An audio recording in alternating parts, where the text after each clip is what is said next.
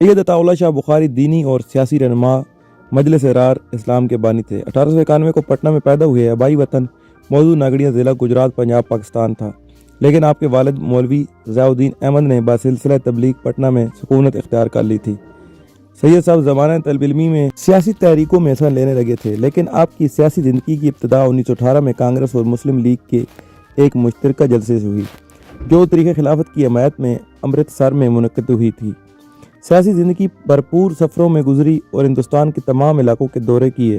اپنے زمانے کے معروف ترین مقرر تھے اور لوگ ان کی تقریریں سننے کے لیے دور دور سے آتے تھے۔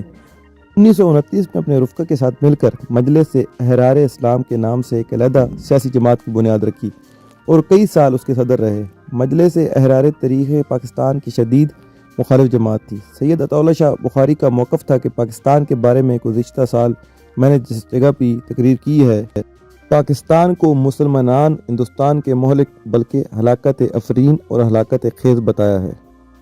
سید عطا اللہ شاہ بخاری 23 دسمبر 1892 کو اپنی ننیال پٹنہ میں پیدا ہوئے تھے۔ ابتدائی تعلیم کے حصول کے بعد امرتسر آ گئے، جہاں مفتی غلام مصطفیٰ قاسمی سے صرف ونحو اور فقہ کی تعلیم حاصل کی۔ 1915 میں پیر سید مہر علی شاہ افغان شریف کے ہاتھ پر بیعت کی۔ پہلے تحریک خلافت کے مخالف تھے، مگر پھر سید داؤد غزنوی کے دلائل سے قائل ہو کر اس طریق کے حامی بن گئے، جس سے میان کی خطابت نے جان ڈال دی۔ 1921 میں انہیں گرفتار کر لیا۔ مارچ 1930 میں لاہور میں ایک جلسے میں علامہ سید انور شاہ کشمیری نے انہیں امیر شریعت کا خطاب دیا اور آپ کے ہاتھ پر ہزاروں افراد کے ہمراہ بیعت جہاد کی۔ آپ نے تحفظ ختم نبوت کی تاریخ میں بھی فعال حصہ لیا۔ 1931 میں مجلس ارار اسلام قائم ہوئی تو اس میں شامل ہو گئے۔ سید عطا اللہ شاہ بخاری تاریخ پاکستان کے مخالفین میں شامل تھے، مگر قیام پاکستان کے بعد انہوں نے یہ مخالفت ترک کر دی۔ سید عطا اللہ شاہ بخاری ملتان میں قبرستان جلال باقری باغ لنگے خانہ میں مدفن ہیں۔ آپ شاعری میں ندیم تخلص کرتے تھے اور آپ کا مجموعہ کلام سواتہ الہام کے نام سے شائع ہو چکا ہے۔